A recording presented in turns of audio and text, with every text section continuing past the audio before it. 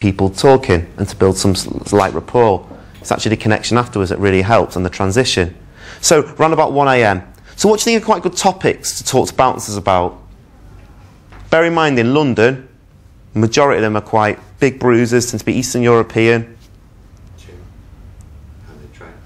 Train, gym. Yeah. UFC. Yeah. Nearly all the bouncers I know love UFC or anything with extreme violence. Football. Know a few Eastern European football teams. If you know a couple of them, you can start talking to them about that. This guy, I know a bouncer the other day, he was very impressed that I knew about Legia Warsaw. He's like, you know about Warsaw? Suddenly this moody big brute went from being like ID to, hey, you know about my football team. It just opened him up a little bit. Strongman competitions. Ross Kempon gangs. If you ever meet any Polish bouncers, say I saw Ross Kempon gangs in Poland, they'll start either telling you, yes, my place is very rough like that, or they'll be like, he's not that bad. And they'll start to talk to you. You're just building rapport with them. You know, they're spending all night on a door, drunk girls coming up to them, cocky promoters. Someone actually comes and relates to them and talks to them about something that they're interested in. They will start to like you. You're just building friendships with them. You're just getting it in. They're very, very good people to know. Finally, I want to talk just a couple of little blags. Now, again, I don't really want to get in the mentality of thinking about blagging it. So the whole point is that maybe you blag it at the beginning till you've got it, but then once you've got it, you don't need to blag it anymore. I'm thinking long term than short term. Yes, you can blag into a venue. Yes, you can lie to get into a venue. But in the long term, you're going to get found out. And what you really need to do is have a cool in, then take the in away, and really start to build a good social circle and good connections with the people in there, so then you don't have to blag it.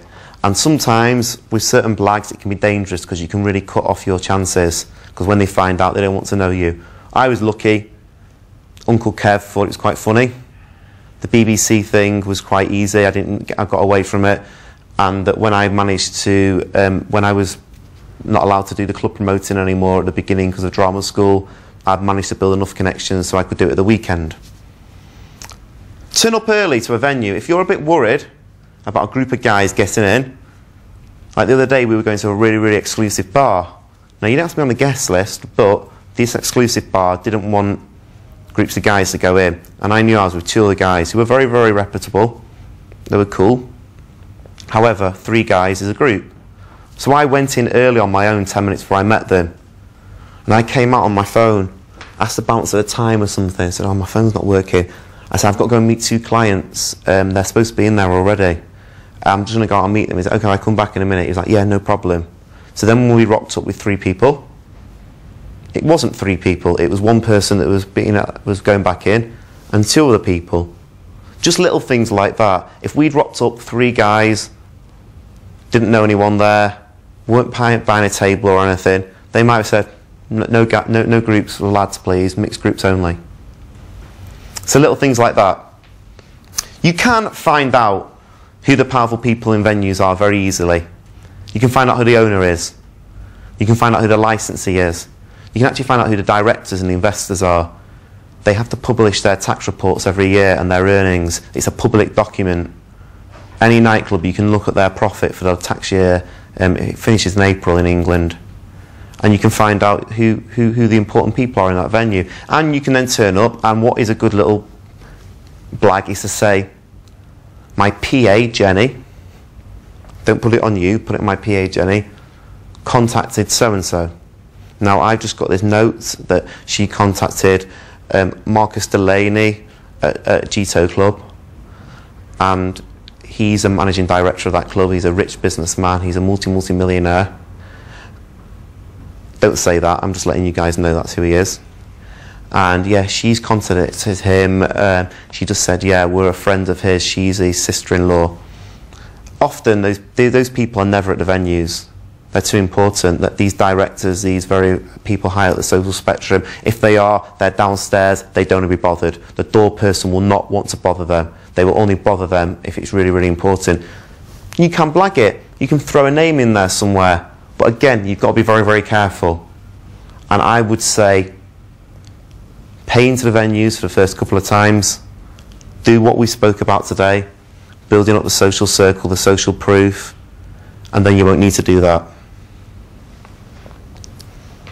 Again, you can do little blags where if you really need to get into a club on a guest list and it's a one-off, you're on holiday, you can say, oh, my name's hard to spell, and pick a common surname, so like J-O, lots of surnames begin with J-O, or T-E, and go, I'll show you, I'll spell it, it's T-E, and look down and go, yep, it's Steve Tellon there, thank you, and just pick a name. If you're cool and confident about it, if you don't apologise and you make out that you're doing them a favour, you'll go, yeah, my name's a bit, it's weird to spell, and pick a funny name. They'll go, okay, cool, and you just pick the name on the list. Often door people will have their lists and they'll be like that, and they'll be like that, and they'll show them. While someone else is talking to them, just nip round the side. They tend to be on your phone. Nip round the side, see a list. If a name is in a different colour, which often they are, that means they're VVVVVVIP. They're like people that are really, really high status. You can look at the name and you can look at maybe another name and just make a note of it, and then when you come to the door you can be like, yes, James Riley please. In. Again, bit dangerous, James Riley turns up with his entourage and Brad Pitt and can't get in. You're already in the venue. You know, you're taking that risk. But if you're just going to a venue as a one-off, you know, it's a nice little blag if you want to try it. What I'd finally say now is this, and I think I've said this quite a lot throughout the talk, is it's two things. It's getting your foot in the door, and then it's building relationships. So we said foot in the door is simply just getting on a guest list, turning up well-dressed, well-mannered, looking reputable. And then it's about building relationships in the venue and actually adding value to your life naturally through having lots of girls. What other ways do you say you build relationships in the venue that we spoke about?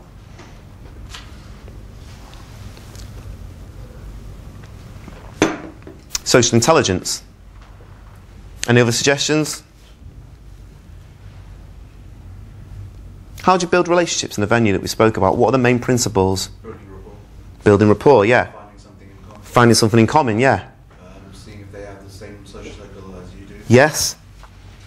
Understanding their job. Understanding where they're coming from. All these things really, really help. And getting to know everyone in the venue. Don't value seek. Even though we are talking about adding value and finding people of value, talk to everyone. Get to know everyone. Have an open mind and be a really cool, sociable person. And by doing that, you will create such a good atmosphere around you that people want to get to know you. And one of the advantages and the reasons why people want to be on these tables is that when people start to approach you, the reason why the top PUAs and the guys who have the most beautiful women in their life want to be in these venues is because they don't need to game anymore. People game them. They have social proof and they have people approaching them all the time that they can just sit back and enjoy the night and not have to worry about running around the street, number closing people. You do that at the beginning, you build up your repertoire, your social circle, you get your social skills good, and then you get your foot in the door and you build good connections, and by doing that, things will just branch off naturally and it will just become effortless. We have a seminar at PUA Training where we talk about effortless attraction. To me, doing this and building a lifestyle is that. Thank you.